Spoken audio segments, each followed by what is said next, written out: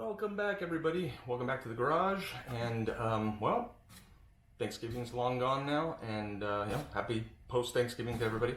Also, so is Black Friday, and we are now on Cyber Monday. So I was hoping to get a fairly good deal. I was hoping that FiTech would drop some of the prices on a lot of their stuff, but right now the only thing that they have for sale are their master kits, and I don't want their master kits. I just wanted the Force Fuel Mini. So luckily, my buddies at Summit Racing have come through at least with a partial sale. Nobody else has it for sale right now, only Summit Racing, and they are going for about $40-something cheaper than expected. It'll be around here somewhere, and I'll probably try to post how much I spent on it actually, but every little bit of savings counts, right? So let's see what we have in the box, see how it came to us, what we can expect, and we'll go from there. Maybe we'll take some measurements, because I always like to know how big are these components, so that when I take it, measurements out to my car, I can figure out, hey, where am I supposed to go with this? So I couldn't find any measurements online, so I ended up buying it anyway, and we'll see where I end up installing it, since I'm just going into this fat, dumb, and happy as is per usual. So stick around, let's open up the box, see what we have. So here we have the box, and I've opened it up again, so that I don't have to cut anything open on screen. So let's see what Summit sent us. All right, right off the bat, check this out. Padded on the top.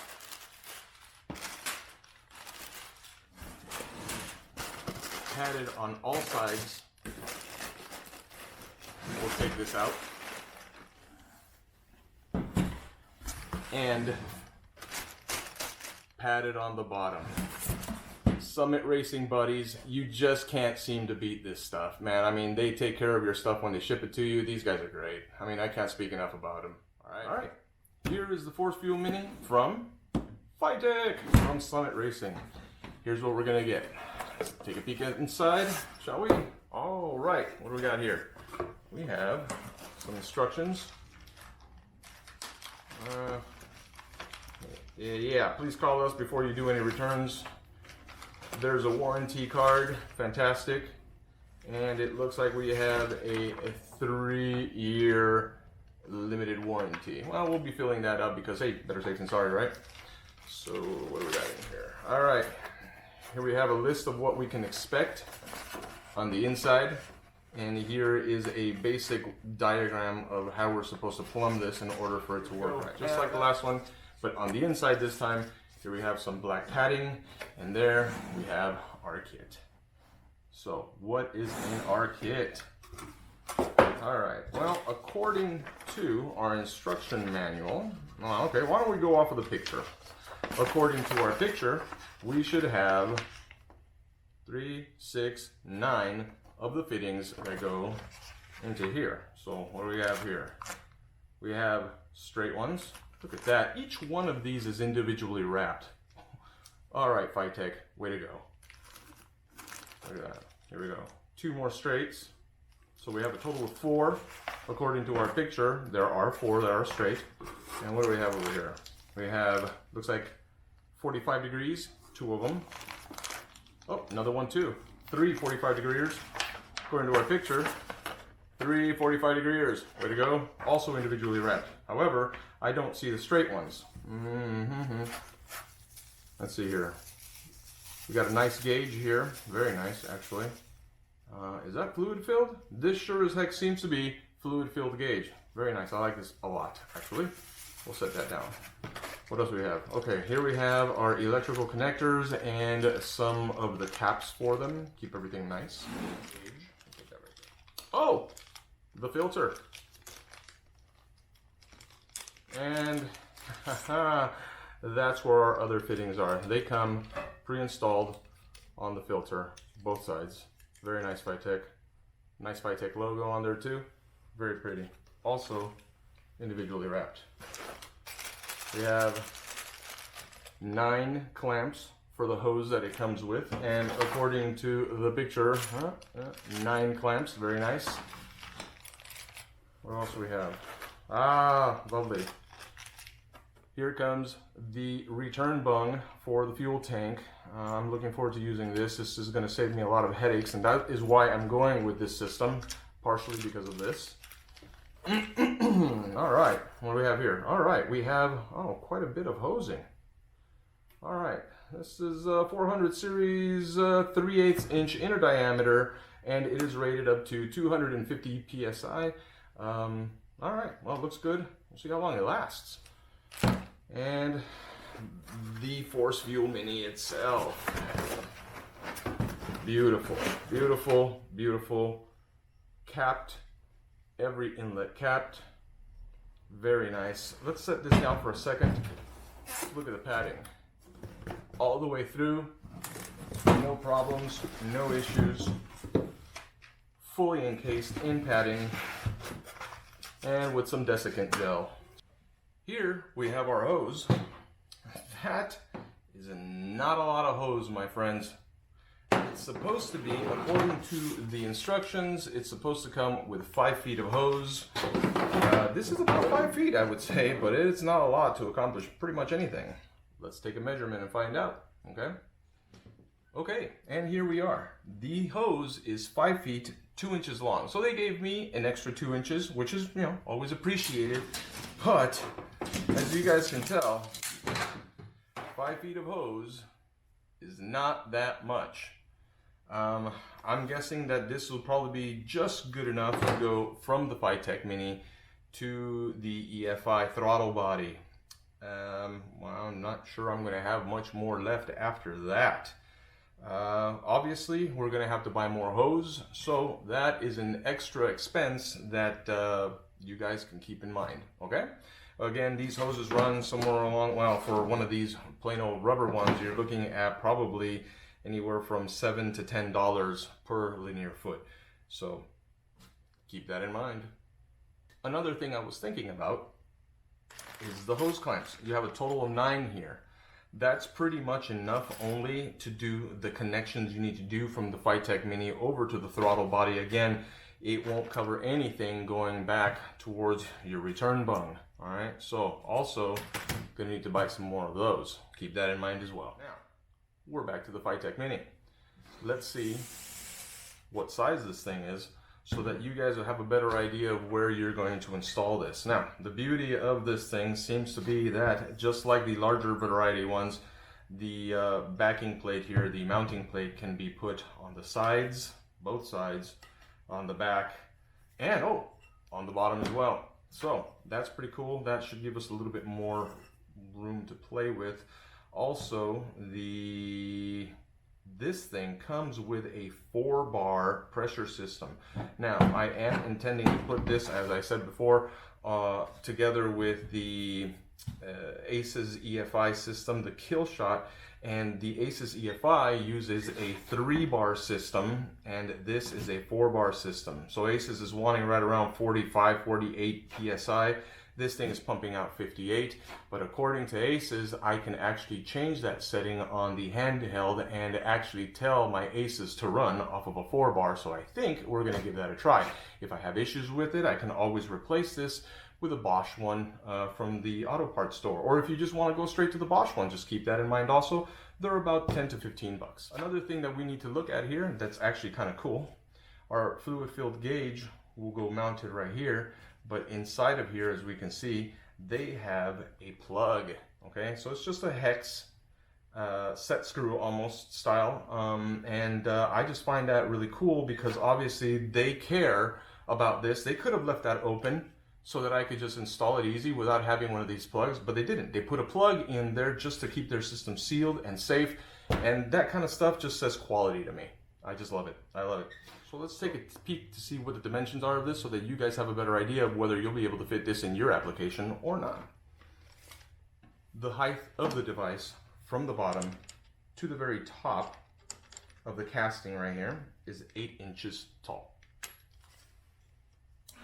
The depth of the device from where it comes out of the nipples all the way to the back of the mounting plate is about just under 5 inches. And the total width of the device, casting only, let's just say, is a total of also 5 inches from the edge of the casting to the edge of the casting. If I include the mounting plate is a total of 6 inches, well, 6¼ let's call it, okay? So the mounting plate is 6¼ by 3¾ So now you guys have an idea. Will you be able to install this on your car or not? It's up to you, but now you have the measurements. Go and give it a try. Why did I choose to go this route? I saw a bunch of YouTube videos because every single time I work on the car, I always double check whatever it is I'm going to do with a bunch of you guys doing some YouTube videos, which are super informative. I took a look at their systems and I realized that they only come with inline pumps. Well, the inline pumps are not going to work in my application. Why? Because the 67 Camaro, when I went underneath it, I found that my tank is kind of dangling there. It has its straps like normal, but when I looked forward of the tank, everybody said that the inline pumps must be at the most bottom edge of the tank because it is going to be gravity fed.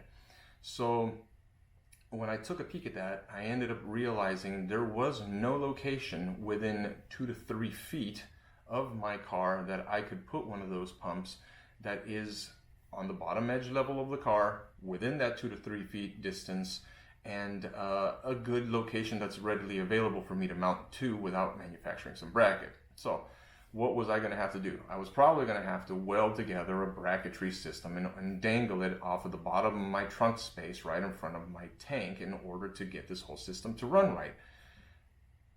Man, that just screams hokey. I don't like it. Some of you guys might say this is a hokey system. Okay, whatever. I can understand that. But I just didn't want to go through this, I'm going to just weld together a bunch of angle iron and dangle it off the bottom of my car and see how that works out for me. No, to me that just, it's just not right. It's not right for what my car looks like, for the application. It doesn't seem right. I don't like the idea of dangling a fuel pump off the bottom of the car. If anything hits it, there was a lot of things that started going through my mind, and I just decided that's not the road I'm going to go traveling down. So I decided to go with this. I wish ACES had something like this, but ACES does not currently have it. I'm hoping that someday they will, because this is kind of a really good solution to those of us who want to keep our original tanks and our original pumps. You know, this is great.